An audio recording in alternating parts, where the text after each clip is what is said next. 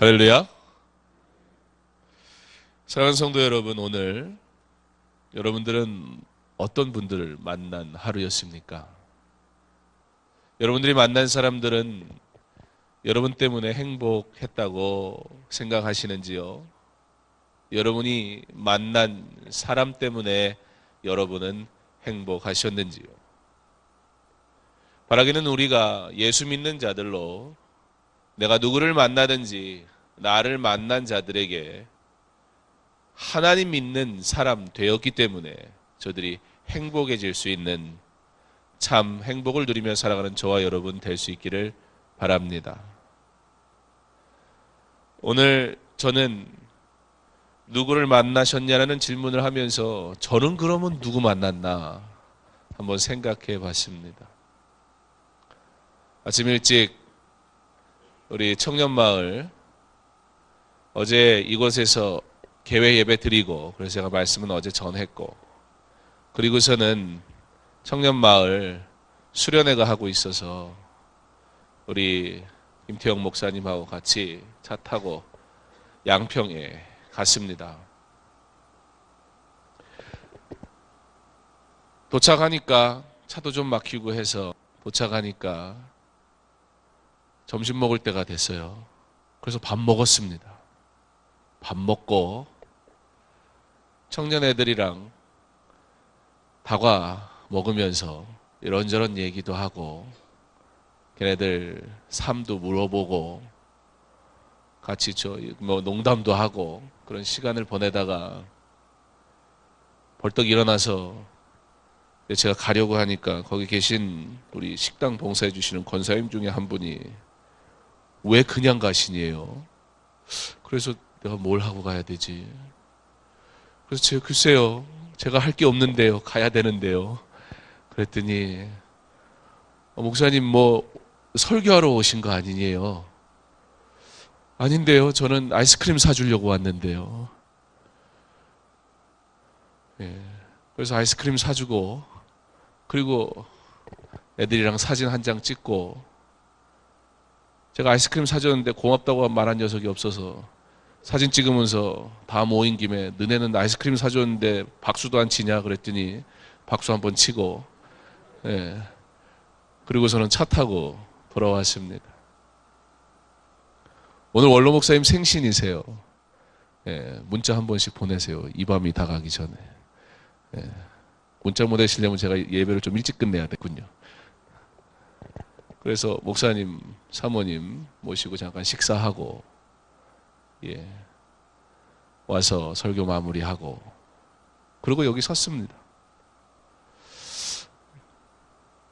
가만 생각을 해봤어요. 저는 그것이 옳다 좋다 생각해서 이 사람 저 사람 만났는데 그 사람들은 나를 만나서 기뻤을까? 그러면서 생각이 든 게 오늘 저를 만난 사람 중에 제일 힘든 사람이 있었다면 누굴까 생각을 해보니까 지금 저희 방송실에 가 있는 것 같은데 김태형 목사님이 제일 힘들었을 것 같아요. 오며 가며 4시간 반을 차 안에 꼼짝없이 붙들려 저와 함께 대화하고 없으려니 제일 힘들지 않았을까. 우리는 우리가 계획하고 우리가 생각하고 우리가 옳다고 여겨지는 일들을 하면서 살아갑니다. 그러다 보면 내가 의도하거나 의도하지 않은 사람들을 만나며 살아가게 되기도 합니다.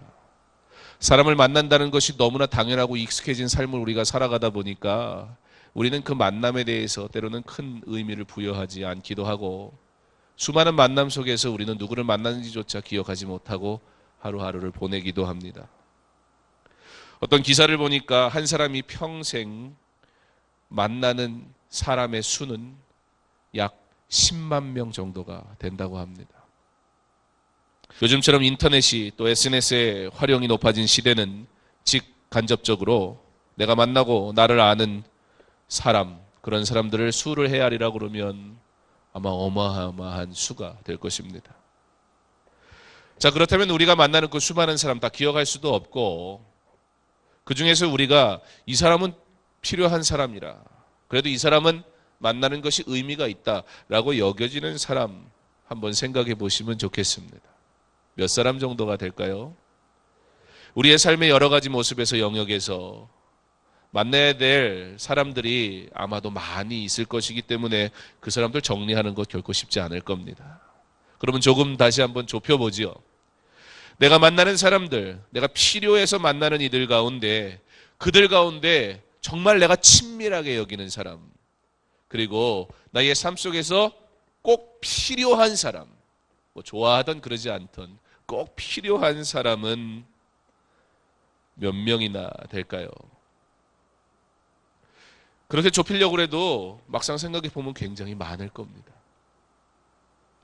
그런데 그렇다면 여러분, 마지막으로 한번 좁혀보죠. 이 중에서 내가 좁힌 중에 이 중에서 가장 중요한 사람,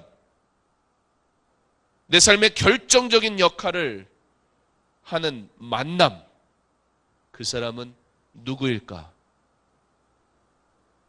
한 사람만 생각해 보라고 하면 누구라고 대답하시겠습니까? 잘 생각하셔야 돼요. 예, 감사합니다. 정답입니다. 근데 왜 웃으세요?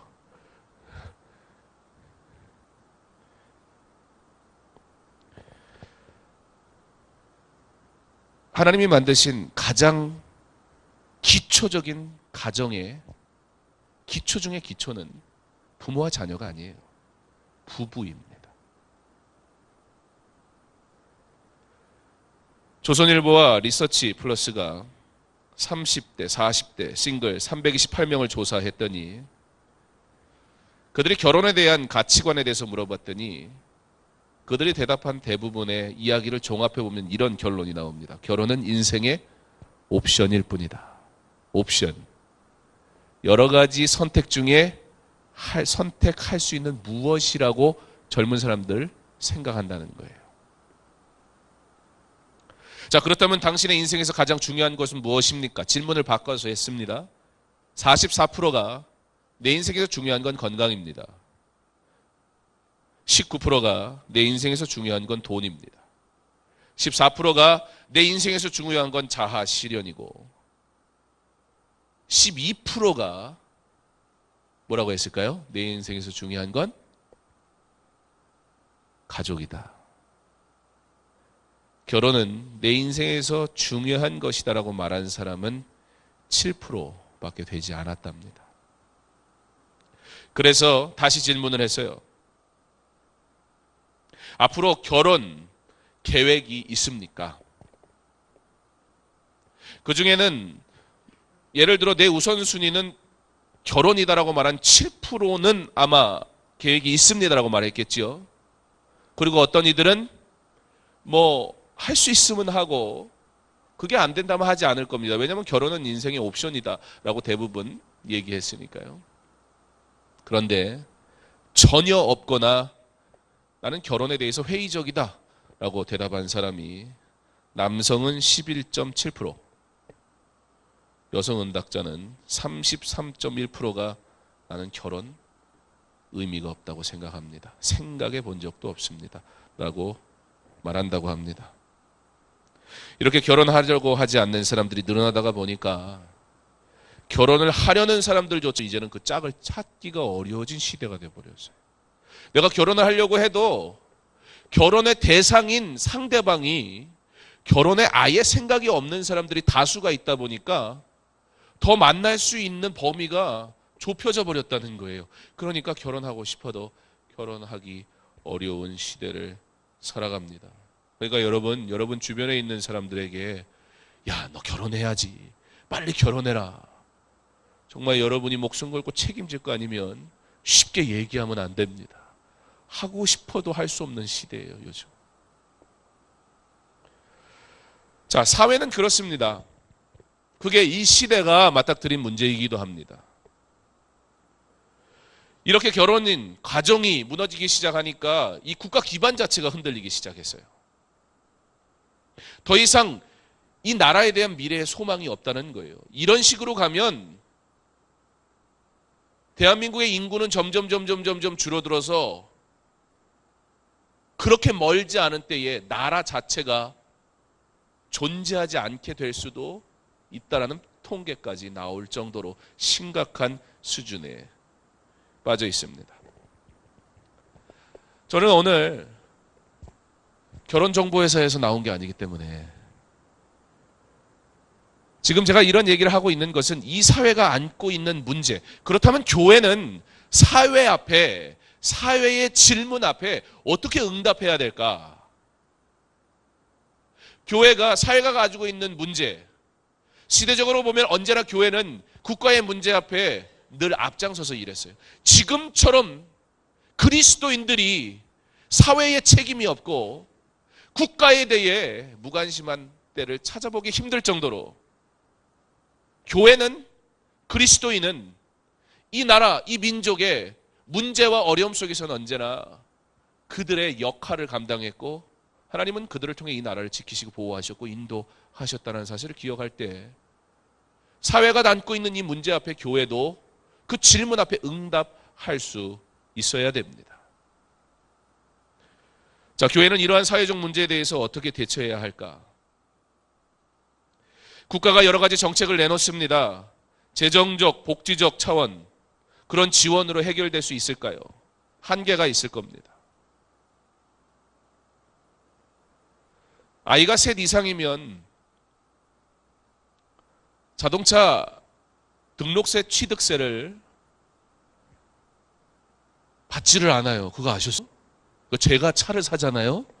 저는 애가 셋 정도가 아니기 때문에 5이면 더 해줄 줄 알았는데 그건 아니고, 그러니까 제가 차를 만약에 사면 저는 차 등록세를 안 내요. 취득세도 안 내요. 좋지요? 애 많으니까. 이 정도면 국가가 노력한 거 아닙니까? 그랬는데요, 차를 사려고 했더니 2000cc 미만으로 사야 된대요. 그리고 이렇게 봤더니 7 식구가 탈 수 있는 차 중에 2000cc 미만인 차가 없어요. 이게 어떻게 해야 될까요? 공무원부터 애를 많이 낳으라고 그럴까요? 우리가 제안하고 우리가 하는 모든 일들은 한계가 있을 수밖에 없어요. 저는 공무원 탓하고 싶지 않습니다. 어떻게든 만들어내려니까 뭐 연구하고 만들었겠죠. 근데 자기 문제가 아닌데 얼마나 고민할 수 있겠어요? 저도 몰랐어요. 제가 차를 사기 전까지는 그런 거 관심 없었어요. 가서 그런데 그럼 저한테 차를 좀 소개를 해 주시라고, 2000cc가 안 되는 차 중에 7명이 탈 수 있는 차가 뭐가 있는지. 그랬더니 그분이 그러네요. 차가 없네요. 제가 그래서 그랬는지 법이 바뀌었어요. 잘했죠? 그랬더니 2000cc가 넘는 차를 사려고 그랬더니요, 또 문제가 있어요. 뭔지 아세요? 차값이 비싸더라고요. 또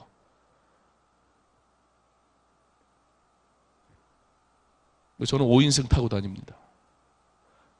막 구겨놓고 다녀요. 막 같이 안 다니든지.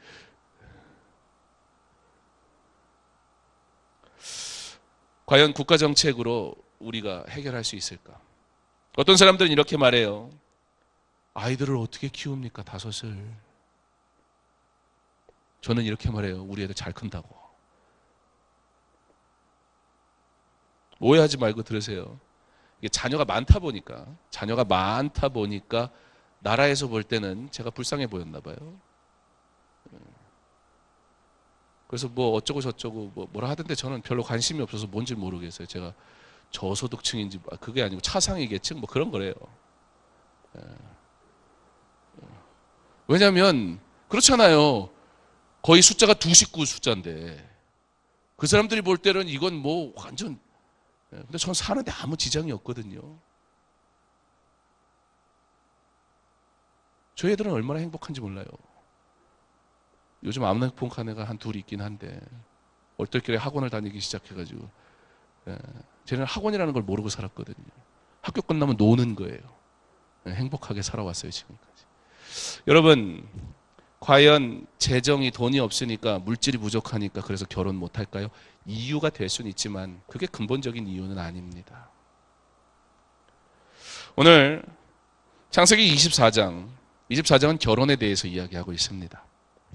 우리가 결혼이라는 이 성경적 결혼이 무엇인가를 통해서 하나님께서 그리스도인들의 가정이 어떻게 세워져야 하며 어떻게 만남이 시작되어야 하고 그 가정이 어떻게 하나님의 은혜 가운데 살아가야 되는지 말씀을 통해 보려고 합니다. 그리스도인들이 알아야 할 첫 번째 결혼의 이유. 결론적으로 얘기하면 결혼은 해야 한다는 거예요. 그 이유가 무엇일까요? 첫 번째는 성경이 결혼에 대해서 기록하고 있고, 이것은 하나님께서 만들어주신, 그것도 처음 창조하실 때 분명하게 만들어주신 제도이기 때문입니다. 태초에 하나님이 제덴 동산에서 한 남자와 한 여자를 창조하시고 이들이 만나 결혼하게 하셨어요. 돕는 배필로 허락하셨다는 겁니다. 우리는 하나님이 창조하신 피조물이며 하나님이 인간에게 필요한 대로 공급하신다는 사실을 믿고, 그러므로 우리는 피조물 되었기에 창조주에게 순종해야 된다는 사실을 알고 있습니다. 여러분들이 복음을 위해서 또는 특별한 사명을 위해서 독신으로 살 사명을 받았거나 아니면 결혼을 하려는데 어떤 이유 때문에 하지 못하고 있는 이유가 아니라면 반드시 지켜야 할 우리를 위해 주신 거룩한 명령이 결혼이다라는 겁니다. 우리는 하나님의 명령은 우리에게 주시는 축복이라는 사실을 알고 있습니다. 그러므로 우리는 결혼이 하나님께서 인간에게 주신 복된 제도라는 사실을 기억하며 배우자를 선택할 때에 하나님께 합한 자를 만날 수 있도록 먼저 해야 되는 것이 무엇이냐면 당사자인 내 자신이 좋은 믿음의 배필이 되도록 기도하기 시작해야 됩니다. 빠르면 빠를수록 좋습니다. 한 가지 실예를 들면, 저는 제 아내의 무엇일까요? 남편. 이러면 그건 답이 아니에요. 다 아는 얘기고. 저는 제 아내의 기도 응답입니다. 여러분, 여기에 여러분 남편과 여러분 아내의 기도 응답이신 분 계세요?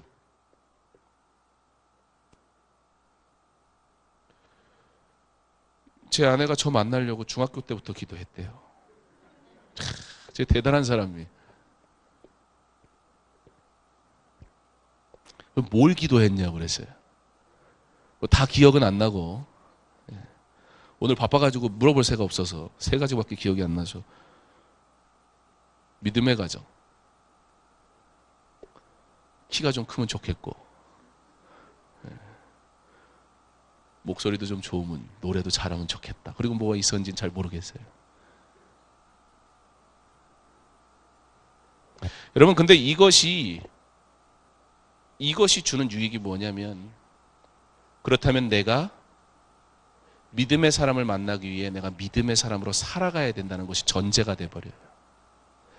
내가 앞으로 만날 믿음의 사람을 위해 내가 온전한 믿음의 사람으로 지금부터 살아갈 것을 하나님 앞에 구하게 돼요.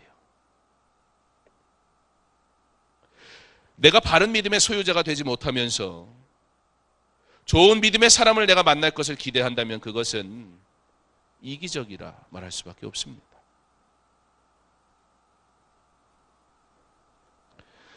요즘 시대 사람들이 내 자신을 위해 나는 살 것이다, 그렇게 해서 가정을 포기합니다. 결혼하지 않으려 합니다. 그런데 참 안타까운 것은, 나는 내가 알아서 살겠다고 하지만 이 세상에는 그 어떤 사람도 자기 스스로 살 수 있는 사람은 아무도 없어요. 누구나 이 공동체라는 곳에 소속되어져 살아가요. 무슨 얘기냐면, 나는 내가 혼자 살아가는 것 같아도 이 공동체가 존재하기 때문에 내가 누리는 유익이 분명히 있다는 거예요. 그런데 그 유익은 내가 누리려고 하면서 나는 그 책임을 다하려 하지를 않아요. 우리는 이런 것을 이기적이다 얘기합니다. 신앙에서도 마찬가지입니다. 사랑하는 성도 여러분, 여러분의 자녀를 누군가에게 소개하기에 아깝지 않을 정도의 믿음을 가진 자로 양육하는 것이 여러분의 첫 번째 기도의 제목이 될 수 있기를 바랍니다.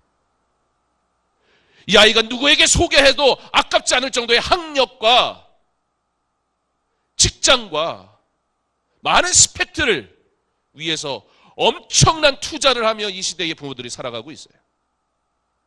그러나 여러분, 누군가에게 소개할 때 그 자녀의 학력이나 권력이나 그리고 가지고 있는 그 무엇이든지 그것보다도 내 자녀의 믿음이 이렇게 좋은데 그것이 아까울 수 있을 정도의 믿음 있는 자녀로 양육하는 것이 부모된 자의 꿈이 되어야 할 줄 믿습니다.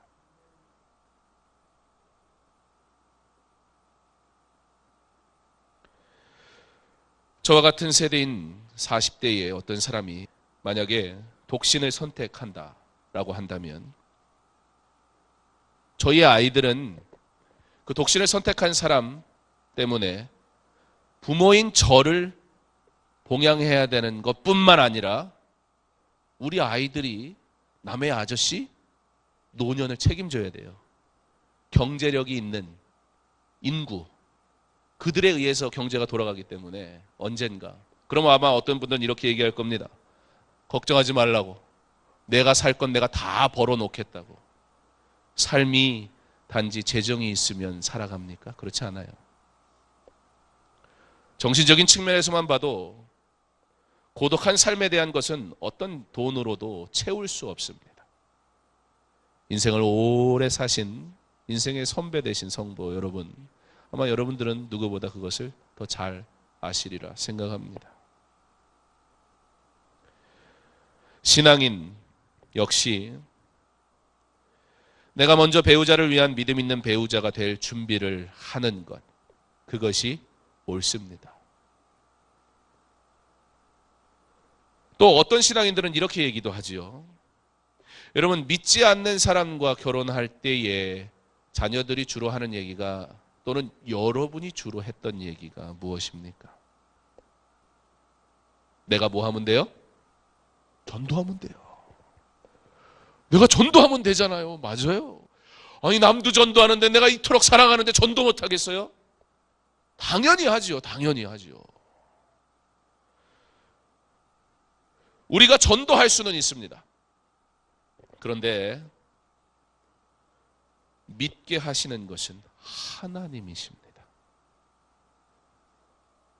하나님이 택하지 아니하시면 마지막까지 성도가 될 수 없습니다.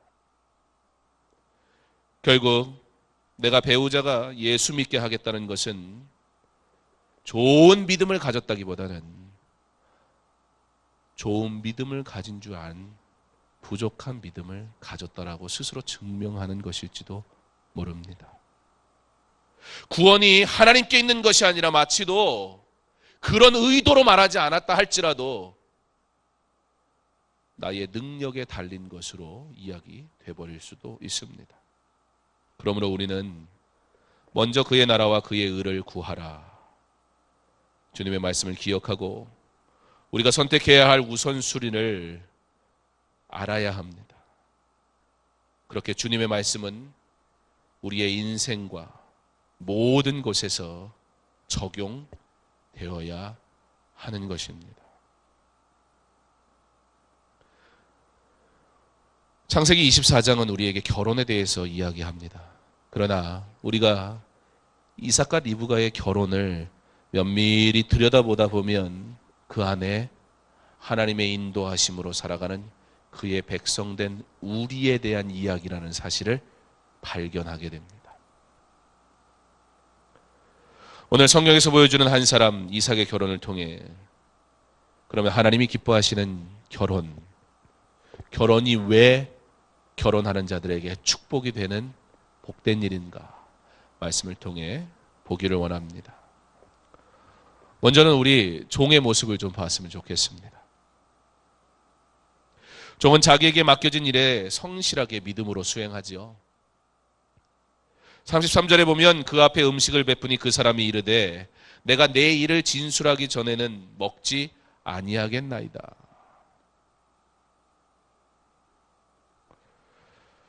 먼 길을 걸어온 종입니다. 그런데 그 종은 단 한순간도 자기에게 주어진 사명을 잊지 않습니다. 그러므로 지금 지치고 고단한 여행길에서 절대적으로 필요했던 음식을 마다하면서 내가 이 음식을 취하기 전에 먼저 내가 행해야 할 일을 행하게 하옵소서 구합니다. 그때에 설명을 다 듣고 난 다음에 라반이 이렇게 고백합니다. 이 일이 여호와께로 말미암았으니 우리는 가부를 말할 수 없노라.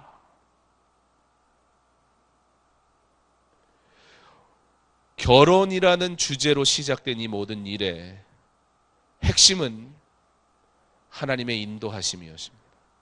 그리고 그 하나님의 인도하심 안에 충성된 주의 종의 모습이 보여짐을 통해서 이 세상에서 살아갈 때에 하나님의 명령을 받고 사명을 받고 살아가는 자가 어떻게 살아야 할 것인가, 받은 사명이 우리의 삶의 최우선이 되어야 할 것이며 하나님의 위하여 살아가는, 하나님의 영광을 나타내기 위해 살아가는 그 모든 것이 우리의 삶의 모든 것이 되어질 때에 우리는 순종할 수 있고 순종할 수밖에 없으며 그 순종하는 모든 길에 하나님은 놀랍게 하나님의 일을 이루시더라. 가장 중요한, 인생에 있어 가장 중요한 만남인 결혼의 문제조차도 하나님 앞에 순종할 때에, 믿음의 사람으로 세워질 때에 하나님이 순종하는 그를 통해 하나님의 뜻을 이루어 주신다라는 것입니다. 두 번째는 하나님의 인도하심에 대한 부분입니다. 아브라함은 이상의 결혼식을 위해 준비했어요. 부모로서의 하나님 앞에 어떻게 부모된 자로서 순종해야 할지 충성했다는 거예요. 그때에 종은 자기에게 주신 사명대로 실행했습니다. 라반과 부두엘은 그 말을 듣고는 우리가 여호와께서 행하시는 일 앞에 내가 어떻게 옳다, 그러다, 맞다, 아니다라 얘기할 수 있습니까? 라고 말하며 순종했어요. 그리고 리브가는 그 말을 듣고 어떻게 하겠느냐? 내가 가겠습니다. 응답합니다. 마치 더 무엇과 같은 것이냐면, 여러분 우리가 잘 기억해야 돼요. 우리는 이 두 가지 내용을 기억해야 돼요. 하나님의 인도하심, 그리고 그 인도하심 속에 순종하는 충성된 종의 모습이 함께 간다는 사실.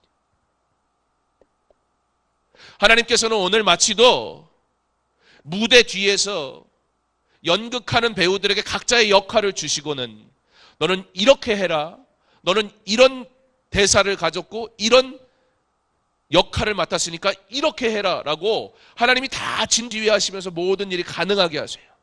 그리고 그들은 자기에게 주어진 대사와 자기에게 주어진 사명대로 순종하고 있어요. 그때에 그 무대가 아름답게 꾸며지더라는 거예요. 오늘 아브라함이 그랬고 이삭이 그랬으며 종이 그렇고 라반과 리브가가 그와 같이 자기에게 주어진 상황 속에서 충성을 다하는 모습을 우리는 발견하게 됩니다. 27절에 종이 어떻게 고백합니까? 나의 주인 아브라함의 하나님 여호와를 찬송하나이다. 할렐루야. 하나님이 정말 일하셨군요. 종은 마땅히 해야 할 충성을 다했을 뿐인데 하나님이 이미 예비하셨군요. 그 얘기하는 거예요. 나의 주인에게 주의 사랑과 성실을 그치지 아니하셨사오며 여호와께서 길에서 나를 인도하사 내 주인의 동생 집에 이르게 하셨나이다. 분명 종이 자기의 발걸음을 뗐어요. 그리고 종이 분명히 수고한 건 맞아요. 그럼에도 불구하고 종이 고백할 수 있는 건 딱 하나밖에 없었다는 거예요. 하나님이 나를 인도하셨습니다. 사랑하는 성도 여러분, 내게 맡기신 사명이 무엇입니까? 내게 주신 사명이 무엇입니까? 우린 단 한 가지, 내가 말씀 앞에 순종하고 있는가, 그 염려만 할 수 있기를 바랍니다. 순종하며 갈 때 하나님께서 예비하신 대로 응답하시고 놀랍게 하나님의 일을 행하실 줄 믿습니다. 48절에 보면 내 주인 아브라함의 하나님 여호와께서 나를 바른 길로 인도하사 나의 주인의 동생의 딸을 그의 아들을 위하여 택하게 하셨으므로 내가 머리를 숙여 그에게 경배하고 찬송하였나이다. 50절에 보면 라반과 부두엘이 대답하여 이르되 이 일이 여호와께로 말미암았으니 우리는 가부를 말할 수 없노라. 하나님께서 하시는 일에 우리는 감사하고 기대하며 하나님 뜻대로 순종하면 되는 줄 믿으시기 바랍니다. 하나님의 뜻을 아는 자, 하나님의 섭리 속에 되는 것을 믿는 자는 가부를 따질 필요가 없다는 거예요. 그래서 모세는 백성들에게 말하기를 너희는 가만히 서서 여호와께서 하시는 일을 보기만 해라. 담대히 외칠 수 있었던 것입니다. 24장 결혼이라는 매우 중요한 사건을 통해서 여호와께서 당신의 사랑하는 백성들의 삶을 주관하시고 인도하신다는 사실을 분명하게 보여주고 있습니다. 그런데 여러분, 우리는 어떠합니까? 하나님을 믿는다고 말하면서, 우리는 하나님의 뜻을 따른다고 얘기하면서 어떤가요? 오히려 정말로 결정적이고 중요한 일일 때에는 하나님 앞에 묻기보단 내 좋을 대로 택할 때가 얼마나 많은지 모릅니다.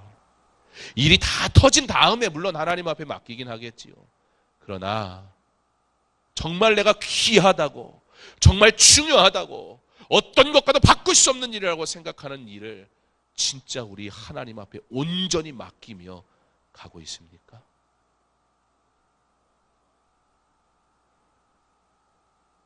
여전히 나의 선택, 나의 방법으로 고집하려고 하는 모습, 아니요. 이미 내가 다 계획 세워놓고 하나님 앞에 통보해버리고, 그리고 하나님 응답하시라고 강요하는 우리의 모습이 있지는 않은지요. 이토록 우리의 삶의 모든 일에서 하나님의 인도하심을 경험하는 것은 우리에게 더 큰 믿음을 소유하는 길이 될 뿐만 아니라 하나님의 살아계심과 그의 인도하심을 매일의 삶에서 느끼는 기회가 될 것입니다. 그러므로 어떠한 문제로 하나님 앞에 오늘 이 시간 나오셨는지요? 온전히 하나님 앞에 맡기는 그 일부터 바로 이곳에서 시작되어질 수 있기를 바랍니다. 세 번째로, 오늘 리브가의 결정에 대해서 볼 필요가 있습니다. 종이 얼마나 충실한 종인지 하룻밤이 지나자 짐 챙겨가지고 가려고 그러는 거예요. 여러분이 딸 가진 부모 입장이라고 생각해 보세요. 어떻겠어요? 사윗감은 누군지 얼굴도 모르는데 데려가려면 딸 이것저것 좀 챙겨줘야 될 거 아니에요. 부모 마음이 그렇잖아요. 아버지들이야 가끔 조금 그냥 무턱대고 말하는 경우가 있어서 그러라고 하지만 엄마 입장이 그렇습니까? 데리고 간다고 그래요. 조금 이따 가면 안 되냐고 그랬더니 내가 나의 주인에게 빨리 가야겠습니다. 그래요. 그랬더니 그러면 우리 당사자한테 물어봅시다. 얘기하고 리브가를 불러서 너 어떻게 할래? 그랬더니 뭐라 그럽니까? 가겠나이다. 리브가는 리브가의 인생에 가장 중요한 결단을 내립니다. 하나님의 종의 중매자 그리고 부모의 동의에 그녀는 지체하지 않고 결단을 내립니다. 왜요? 부모는 하나님이 세우신 대리자이기 때문이에요. 하나님이 그 가정에 자녀를 주실 때에 그 자녀를 믿음으로 양육하라고 하나님께서 그 부모에게 선물로 허락하셨으니 부모는 그 자녀를 위해 좋은 일을 행할 수 있는 자가 되어야 할 것입니다. 그러므로 부모는 하나님의 대리자다운 지혜를 구하고 자녀에게 권면할 수 있는 자 되어야 합니다. 또한 자녀는 부모가 하나님이 세우신 대리자임을 알고 순종할 수 있어야 합니다. 저는 저희 애들이 오늘 여기 나와서 참 좋아요. 지금 쟤들한테 얘기하는 거예요. 니네 마음대로 결혼하는 게 아니라고. 지금부터 기도하는 거라고. 그리고 부모에게 물어봐야 된다고. 여러분 자녀들에게 꼭 가르치시기 바랍니다. 하나님이 여러분에게 자녀를 허락하셨을 때는 여러분이 이루지 못한 꿈을 대신해서 이루어줄 자로 주신 게 아니에요. 하나님의 꿈을 이룰 자로 여러분의 가정 위에 허락하신 줄 믿으시기 바랍니다. 그러므로 그들에게 하나님의 꿈을 심어줘야 돼요. 하나님의 길을 가게 해야 돼요. 그 어떤 것보다도 믿음을 지키는 것에 최우선을 두게 해야 돼요. 그리스도인 가정이 이 일이 얼마나 허망하게 무너져 버렸어요. 걷잡을 수 없이 되어버린 상황 후에 우리가 후회하면 어떻게 합니까? 부모는 하나님이 세우신 대리자입니다. 그러므로 자녀는 기도하는 부모의 말 앞에 순종할 수 있어요. 리브가가 결단했어요. 왜요? 기도하는 사람, 믿음의 사람 아브라함이 보낸 종이 말했기 때문이고 자신의 부모가 말했기 때문에 결단한 거예요. 그 권위에 순종한 거예요. 왜요? 그것이 좋은 길이요 믿음의 길인 줄 알았기 때문에. 믿는 자 된 우리가 성경 말씀에 순종하지 아니하면서 어찌 우리가 믿는 자의 삶을 살아간다고 말할 수 있으며 자녀들에게 믿음에게 가르칠 수 있겠습니까? 내가 예배하지 않으면서 어찌 자녀에게 예배하라 말할 수 있으며 내가 정말로 하나님 앞에 엎드리지 않으면서 하나님 앞에 기도하는 거야 라고 말할 수 있겠습니까? 내가 하나님 앞에 드리는 예배를 생명보다 더 귀하게 여기지 않으면서 때에 따라는 얼마든지 가볍게 여기면서 우리 아이에게 예배는 중요한 것이라 어찌 말할 수 있습니까?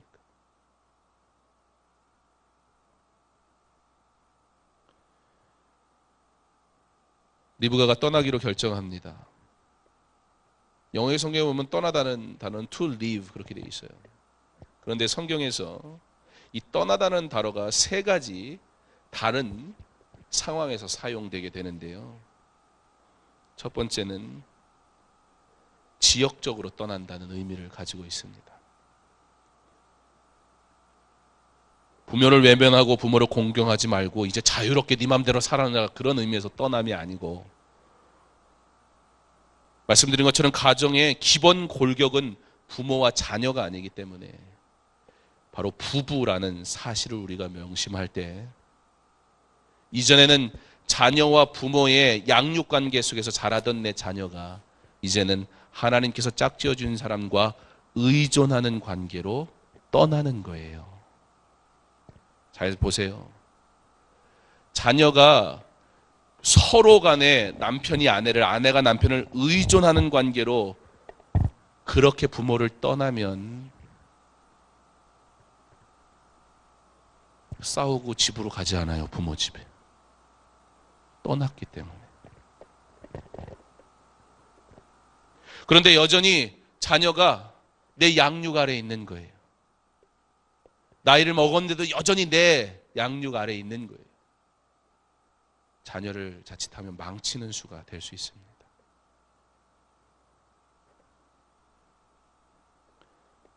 남편이 아내가 남편을 의존하며 살게 하기 위하여 자녀가 부모를 떠나야 합니다. 공경하지 말라는 게 아니에요. 찾아뵙지 말라는 게 아니에요. 섬기지 말라는 게 아니에요. 이제는 여러분이 가정을 그렇게 이루었던 것처럼 가정의 가장 기본으로 자녀들이 시작하게 해 주어야 하는 것입니다. 그게 성경이 우리에게 가르쳐주는 결혼의 처음 시작입니다. 두 번째로 떠난다는 것은 버린다는 거예요. 레위가 세간에 앉았다가 예수님이 나를 쫓으라 하셨을 때 그가 모든 것을 버리고 쫓았더라 라고 했을 때 버리다가 바로 여기에서 버리고 쫓았다가 바로 떠났다라는 의미로 사용됩니다.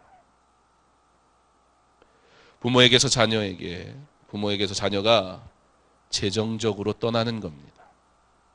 60절에 리브가에게 축복하여 이르되 우리 누이여 너는 천만인의 어머니가 될지어다. 그리고 부모는 떠나는 그 자녀를 향해 해줄 수 있는 가장 좋은 것, 믿음의 유산을 주는 겁니다. 어떻게 해요? 그를 축복하며 기도하는 겁니다.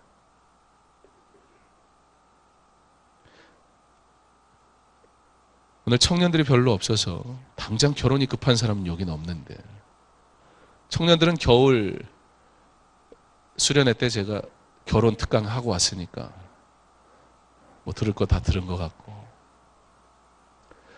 가능하면 작게 시작하는 게 좋더라고요. 넓으면 그 집 채우느라고 싸우는 것 같아요. 그거 채우는 거 쳐다보다가 서로 볼 시간이 없어요. 그리고 뭐 채워놨는지 평가하기 시작합니다. 그러나 부부는 무엇을 채워가야 하냐면 서로의 마음의 깊은 신뢰와 사랑을 먼저 채워가야 됩니다. 이것이 채워지지 않으면 큰 평수의 대단한 혼수로 절대 위로를 얻을 수 없을 것입니다.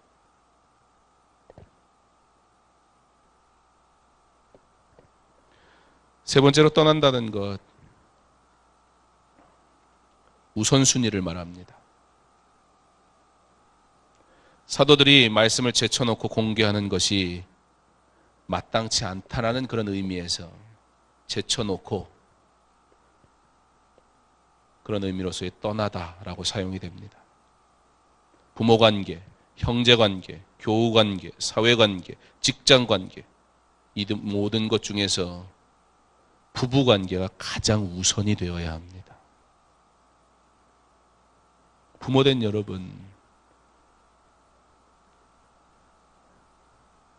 젊은 목사가 하는 권면이 아니요, 성경이 우리에게 가르쳐주는 가장 가정의 기본은 여러분과 여러분의 아들이 아니에요.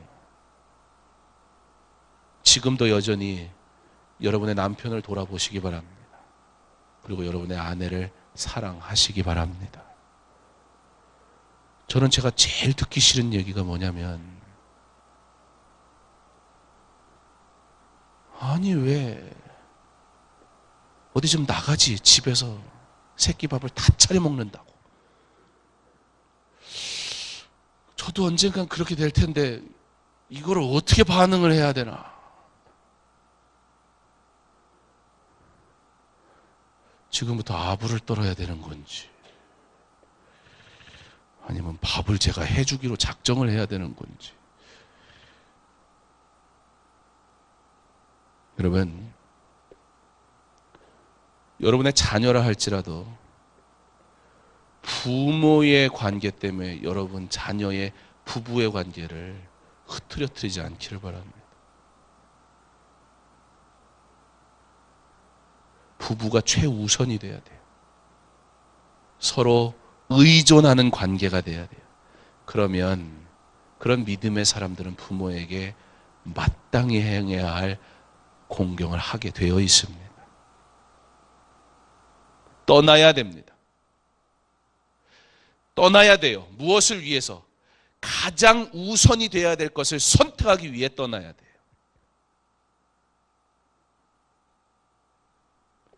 믿음의 사람에게 결혼, 그것은 하나님의 인도하심의 범주 안에 들어있는 것입니다. 오늘 말씀을 통해 우리는 단순히 결혼을 어떻게 하는가를 배우고자 하는 건 아니고, 사람의 만남 중에 가장 중요한 만남, 바로 배우자의 만남, 이 인생에 있어 가장 중요한 만남까지도, 이 만남까지도 하나님의 인도하심으로 이루어져야 하는 것인데, 하물며 우리의 삶의 모든 여정에서, 모든 영역에서 하나님 없이 무엇을 선택하고 무엇을 행할 수 있단 말입니까?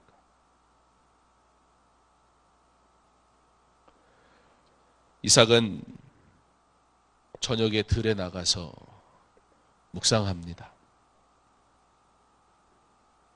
이삭은요, 아브라함처럼 그렇게 담대하지도 못했고 야곱처럼 배짱이 좋지도 못했습니다. 그러나 이삭은 오늘 이 말씀만으로도 모든 걸 보여줍니다. 그가 아버지 아브라함에게 순종했던 22장 아버지 하나님 앞에 드릴 재물은 어디에 있습니까? 하나님이 예비하신다. 눈치가 없겠어요? 몰랐겠어요? 그렇게 어린 나이가 아니었어요. 우리가 그림 보니까 막 조그만 애기 같지만 그런 나이가 아니었다. 이삭의 삶은 그랬어요. 그런 이삭에게 하나님은 축복하십니다. 결혼조차도 가장 중요한 것이기 때문에 오히려 하나님 앞에 맡긴 거예요. 내가 할 만한 거 하나님 앞에 맡기는 게 아니고 정말 내가 할 수 없는 것 온전히 하나님 앞에 맡길 때 하나님이 이삭에게 은혜를 주시는데, 이삭이 저물 때에 들에 나가 묵상하다가 눈을 들어 보매 그가 하나님과 교제하는 가운데 때가 되니 하나님이 그로 그의 안에 오는 것을 보게 하셔요.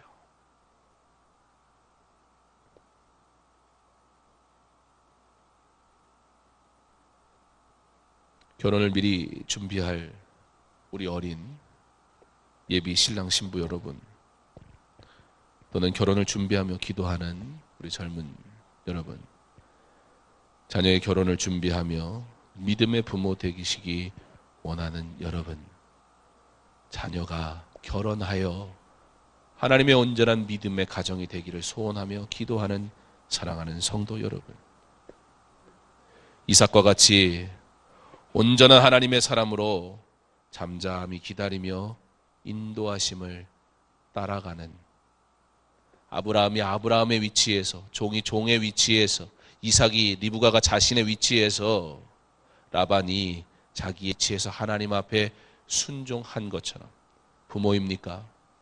결혼을 해야 할 당사자입니까? 결혼을 위해 기도하고 있습니까?